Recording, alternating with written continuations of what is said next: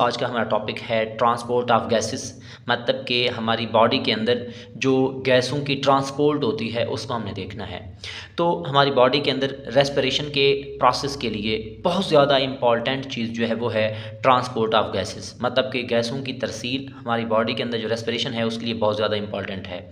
और ये जो ट्रांसपोर्ट ऑफ गैसेस है इसमें दो चीज़ें शामिल हैं, इस मूवमेंट के अंदर दो चीज़ें शामिल हैं और उनमें सबसे पहली चीज़ है ऑक्सीजन और दूसरी चीज़ है कार्बन डाइऑक्साइड। ऑक्सीजन को माहौल से बाहर से लंग्स मतलब फेफड़ों में भेजा जाता है और फेफड़ों से बॉडी टिश्यूज़ की तरफ भेजा जाता है, ट्रांसपोर्ट की जाती है, तरसील की जाती है। और इसी तरह दूसरी चीज़ है कार्बन डाइऑक्साइड। कार्बन डाइऑक्साइड जो है वो बॉडी टिश्यूज़ के अंदर बनेगी, किस प्रोसेस के दौरान, सेलुलर रेस्पिरेशन के दौरान।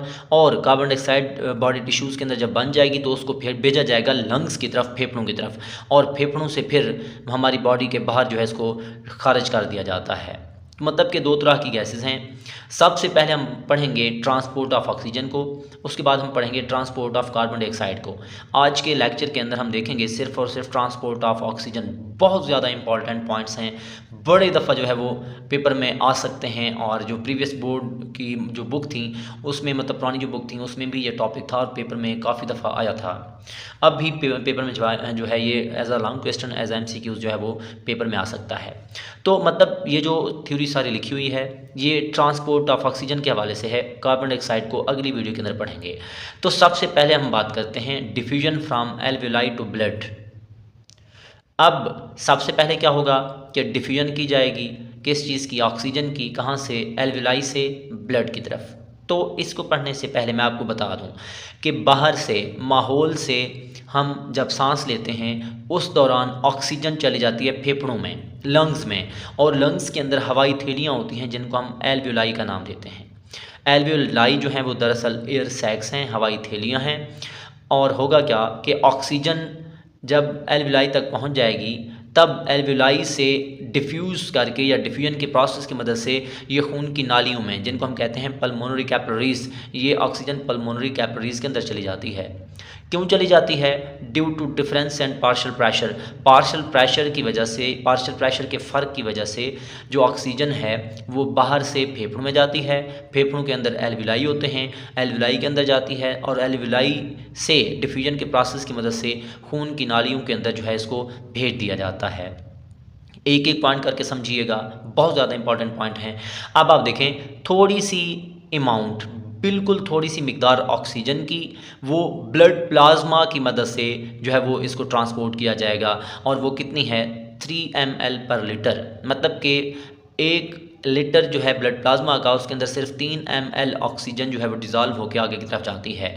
लेकिन ज़्यादातर जो होल ब्लड है, जो सारे का सारा खून है, वो क्या करता है कि 200 ml ऑक्सीजन पर लीटर लेकर जाता है। मतलब कि हमारी बॉडी के अंदर जो ब्लड है उसका अगर 1 लीटर हो तो वो क्या करता है, 200 ml ऑक्सीजन को क्या करेगा, तरसील करेगा। Because most oxygen binds with haemoglobin, क्योंकि आपको पता होना चाहिए हीमोग्लोबिन जो है ये एक प्रोटीन है जो कि ऑक्सीजन को कैरी करती है, जो कि रेड ब्लड सेल के अंदर पाई जाती है। तो रेड ब्लड सेल्स के अंदर जो हीमोग्लोबिन है इसके अंदर ज़्यादातर ऑक्सीजन जो है वो जुड़ जाती है, फिर उसको तरसील किया जाता है। इसलिए कहते हैं कि ब्लड प्लाज्मा की मदद से जो ऑक्सीजन है उसकी तरसील बहुत कम होगी और ज़्यादातर तरसील जो है या ट्रांसपोर्ट किस चीज़ की मदद से होगी, हीमोग्लोबिन की मदद से। और हीमोग्लोबिन कहाँ पर मौजूद होते हैं? रेड ब्लड सेल्स के पास। तो इस तरह जो ऑक्सीजन है वो एल्वियोलाई से ब्लड की तरफ जो है वो डिफ्यूज़ कर दी जाती है।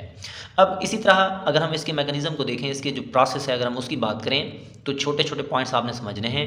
सबसे पहले पॉइंट में फॉर्मेशन ऑफ ऑक्सी हीमोग्लोबिन।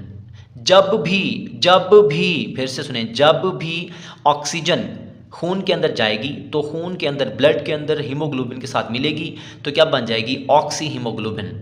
और ऑक्सी हीमोग्लोबिन का कलर कैसा होता है? ब्राइट रेड कलर होता है। अगर ऑक्सीजन उतर जाए तो जो हीमोग्लोबिन है वो डीऑक्सी हीमोग्लोबिन बन जाती है। अगर वहाँ से ऑक्सीजन निकल जाए तब उसका कलर जो है वो डार्क रेड होता है और स्किन का कलर ये किसका कर देती है? ब्लूइश कलर कर देती है। इसलिए ऑक्सीजनेटेड जो ब्लड वेसल होगी, ऐसी ब्लड वेसल जिसके अंदर मतलब ऑक्सीजनेटेड खून है, उसका कलर रेड नज़र आता है। और डीऑक्सीजनेटेड ब्लड वाली जो नालियाँ हैं उनका खून, उनका जो कलर है वो ब्लू नज़र आता है। इसी तरह अगर हम बात करें पार्शियल प्रेशर ऑफ ऑक्सीजन के, ऑक्सीजन का जो प्रेशर अगर हम उसकी बात करें तो जहन में रखिएगा एट सी लेवल, सतह समंदर पर, एल्व्यूलाई के अंदर जो पार्शियल प्रेशर है ऑक्सीजन का वो 105 mm ऑफ Hg होता है।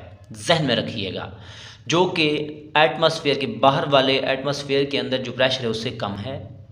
इसलिए बाहर से ऑक्सीजन काम की फेफड़ों के अंदर चली गई और इसी तरह तकरीबन 97% हीमोग्लोबिन जो है, जो रेड ब्लड सेल्स के अंदर होती है, वो कंबाइंड हो जाती है ऑक्सीजन के साथ और वो क्या बना देती है, हीमोग्लोबिन को ऑक्सी हीमोग्लोबिन बना देती है, जिसका कलर ब्राइट रेड होता है।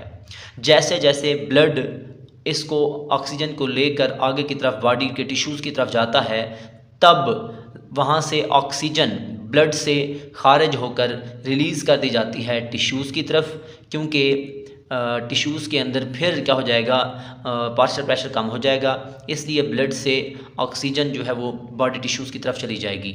और ब्लड से जब ऑक्सीजन चली जाएगी तो क्योंकि पहले ऑक्सी हीमोग्लोबिन बना हुआ था जो ब्लड के अंदर था, अब हीमोग्लोबिन से तो ऑक्सीजन चली गई, इसलिए वो क्या हो जाएगा, डी ऑक्सी हीमोग्लोबिन बन जाएगी, जिसका कलर डार्क रेड हो जाएगा। ये चीज़ें आपने जहन में रखनी है।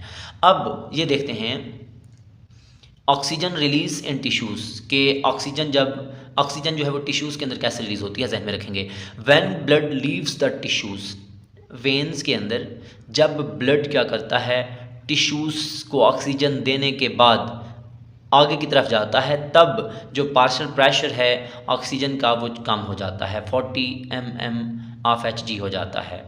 और इसी तरह हम कह सकते हैं तकरीबन 75% हीमोग्लोबिन अब भी ऑक्सी हीमोग्लोबिन रहती है, मतलब कि जो ऑक्सीजन थी उसके पास, हीमोग्लोबिन के पास, उसका सिर्फ 22% हिस्सा बॉडी के टिश्यूज़ की तरफ खारिज किया जाएगा और 75% हिस्सा ऑक्सी हीमोग्लोबिन मतलब ही रहती है। इसका क्या मतलब है कि तकरीबन 22% जो ऑक्सीजन उसके पास मौजूद थी वो बॉडी टिश्यूज़ के अंदर रखी जाएगी, बाकी जो 78% बचेगी ऑक्सीजन वो क्या कर ली जाएगी, अभी भी ऑक्सीजन के अंदर जो है वो ब्लड के अंदर मौजूद है, हीमोग्लोबिन के अंदर मौजूद है, ताकि अगर एक्सरसाइज की जाए या डिमांड के मुताबिक मतलब खून के अंदर ऑक्सीजन को 78% ऑक्सीजन को खून के अंदर रिज़र्व के तौर पर मतलब के महफूज कर लिया जाता है, ताकि एक्सरसाइज अगर हो जाए या भागना पड़े या ऑक्सीजन की ज़्यादा ज़रूरत पड़े तो इसलिए खून के पास ऑलरेडी ऑक्सीजन मौजूद होनी चाहिए, वो फिर बॉडी के टिश्यूज़ की तरफ जो है वो क्या कर दी जाएगी,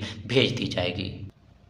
अब हम देखते हैं कि हमारे पास जो फैक्टर्स हैं जो कि इफ़ेक्ट करते हैं ऑक्सीजन की ट्रांसपोर्ट को, वो कौन से हैं। बहुत ज़्यादा इंपॉर्टेंट पॉइंट्स हैं, ज़हन में रखेंगे। सबसे पहली चीज़ है ड्यूरिंग एक्सरसाइज। एक्सरसाइज के दौरान मसल्स जो हैं वो बहुत ज़्यादा ऑक्सीजन को इस्तेमाल करते हैं, इसलिए जो वेनस ऑक्सीजन है, जो वेन्स के अंदर जो ब्लड है उसके अंदर जो ऑक्सीजन है उसका पार्शियल प्रेशर बहुत कम हो जाता है, मतलब कि वो वहाँ से खारिज हो जाती है किसी की तरफ, मसल्स की तरफ, मसल उसको यूटिलाइज़ करते हैं।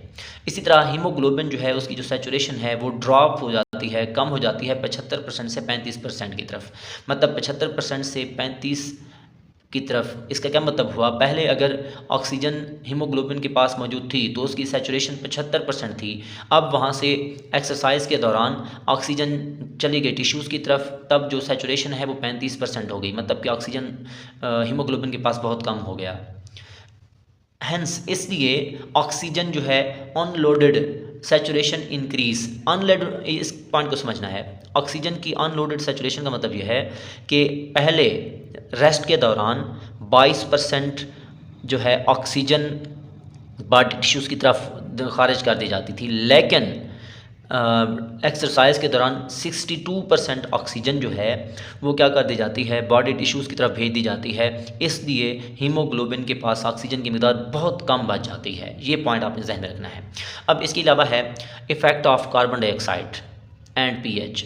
तो जो बॉडी के टिश्यूज़ हैं वो कार्बन डाइऑक्साइड को बनाते हैं रेस्पिरेशन के दौरान, सेलुलर रेस्पिरेशन के दौरान, और कार्बन डाइऑक्साइड क्या करती है, ब्लड की पीएच को कम करती है, और जब ब्लड की पीएच कम हो जाती है तब हीमोग्लोबिन की ऑक्सीजन के साथ जुड़ने की सलाहियत, मतलब कि हीमोग्लोबिन की अफिनिटी जो ऑक्सीजन के लिए वो कम हो जाती है, और एज अ रिज़ल्ट नतीजे के तौर पर हीमोग्लोबिन क्या करती है, ऑक्सीजन को अपने पास नहीं रख सकती, क्योंकि एफिनिटी कम हो गई है, अट्रैक्शन कम हो गई है, इसलिए ऑक्सीजन खारिज कर दी जाती है बॉडी टिश्यूज़ की तरफ। और इस तरह के इफ़ेक्ट को हम क्या कहते हैं, बोहर इफ़ेक्ट का नाम देते हैं। ये शॉर्टकस्ट में आ सकता है।